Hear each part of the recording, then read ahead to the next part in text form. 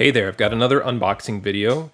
Today it's an order from Things from Another World, located in Milwaukee, Oregon. Again, not to be confused with Portland, Oregon. But this is an order of about 6, 7, 8 books, I would say. Not my regular subscription order, so it comes in this sort of Gemini mailer-like U-line cardboard. So we're going to open this and take a look and see how they package and ship comics in this mailer. So let's take a look. So you got the nice branded tape on the back. If anyone wants to donate to my channel so I can have a legitimate weapon to open the things, whether it be a knife or a sword, that'd be awesome. Instead, while I'm just starting out on YouTube, I'm going to use these office supply scissors. That's how you can tell I'm new at this. So I'm using scissors. Anyway, put that aside. So the first thing is we've got some tape holding the two flaps down. I'll go ahead and cut through that as well. Try to lift it up so I don't cut through the books. Got a little bit of paper there. Take out the packing slip. All right, what did I order here? So the books are in a clear plastic bag, but you'll notice it's not taped down to the cardboard, which I've seen in other shipments where it's just overly taped and everything. They pretty much rely on the mailer. There really wasn't anything between the mailer and the books themselves, no bubble wrap, no additional taping. They're just gonna rely on the bag and boards on the inside holding it all together and this outer plastic clear bag. So let's get rid of the cardboard and see what's in this order. Go ahead and open the plastic, see what else is in here. This is taped down. Open this guy. Try not to put too much pressure on the books as I peel the tape away. All right, very nice copy of Batman 110. This is the jock cover. Love this cover, really cool. Clans of Belari #1 from Aftershock. How does this look? I'm a little worried about that right there on the board, but the corner of the book looks okay. So I'm looking for any kind of impact damage, not just to the comic, because typically if the boards are damaged like that, then the comic is too, but it looks like this survived. So at first glance, that looks pretty good.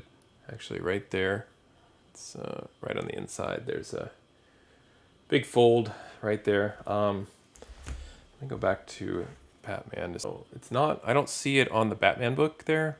It's definitely on the board, but I don't see the fold. I don't know what that is, if that's dirt or something. Hopefully it's just something that I can just flick off the corner, but It appears on the surface that the Batman book is okay. Clans of Belari #1, that don't know what that is there. You can see it right there. That's too bad. Let's go to the next one. Fight Girls #1. This is the Frank Cho Artists, Writers, and Artisans #1. Spine looks to be okay. No real corner damage at first glance. So this one looks like it made it all right. Some sort of weirdness on the bag right there. Hopefully there's nothing on the comic itself, but one seems to be okay. This is Mamo #1 from Boom Studios, or more specifically the Boom Box. Gosh, look at that. The board is just mangled up there with the bag itself. So those are the things that I worry about. And does it actually damage the corners of the book? Again, it looks like it survived. I can definitely see there's some curling going on up and down the book. Yeah, I don't believe it's a 9/8 candidate, but at least it survived that impact damage there. There's no really that I could tell on that corner. That corner looks pretty good. Cover's pretty cool. So bear with me while I open this real quick. This is a Mamo #1. This is the 10 copy cover B. Looks to be pretty good. A little bit of stress there by the staple, but not bad otherwise. It's tough black coloring at the top of the book. That right there on the corner, I'm not sure what to make of that. It's definitely like a little bit of a dent right there by the staple, by my thumb. You can see that. It's pretty clean otherwise, so I'd probably go ahead and give it a 9.8. Yeah, it's probably a 9.8 even with that, just because everything else looks pretty good. So yeah, the Mamo number 1, cover B, 1 in 10.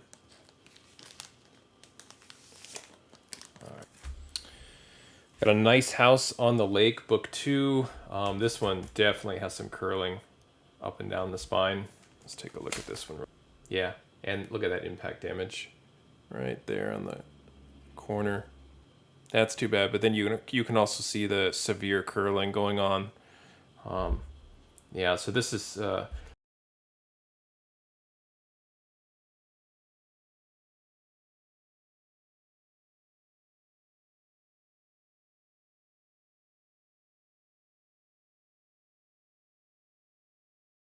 looks like a spine tick right there. It's not the only copy I have, so I'm not terribly disappointed, but it might be something that I would try and press just to practice. I mean, I think it's going to be a pretty collectible book, so I don't want to destroy it or anything through practicing with pressing. But I would give it a go and see if I can improve that corner right there. That's unfortunate. Certainly on the bag too, I was going to show you. Although this was at the top, but it's like every one of these boards looks like that. Like they're not reusing bags and boards. That happened in transit.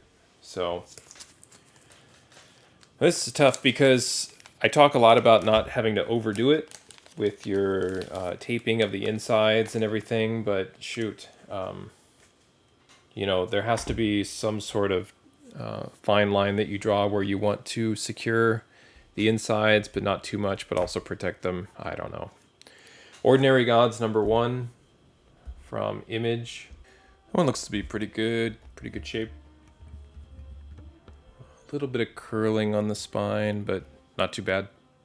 Again, that same corner damage I keep talking about on every book there. Same thing. X-Force 21 definitely has that curling on the spine. You can see there in the bag.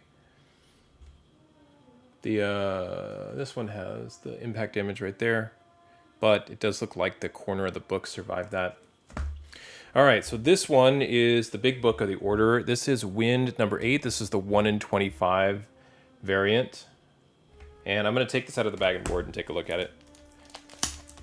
As a bonus, we're getting a little mellophone practice in the background, which is awesome. That's for free, just for you.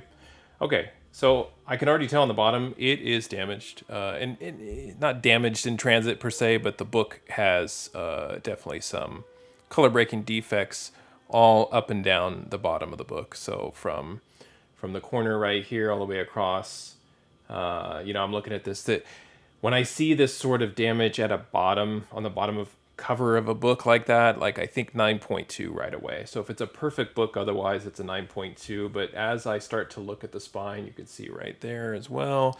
That's some sort of tear right in the spine, so not cool. Now we're looking at that 8.59 range.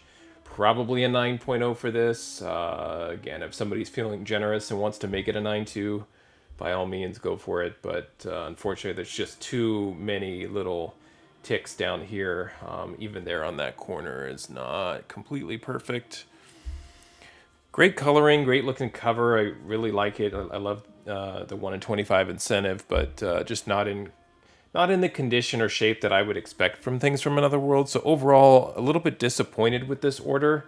I really have high expectations of them. Honestly, when they ship me somewhere between 50 and 100 books in their subscription box with all the packing peanuts, everything seems to arrive in almost pristine condition. Whereas something with these mailers that they send out, it's not cutting it. But there you have it. That was the unboxing from Things from Another World from early July 2021. Thanks for watching. Happy collecting, and see you next time.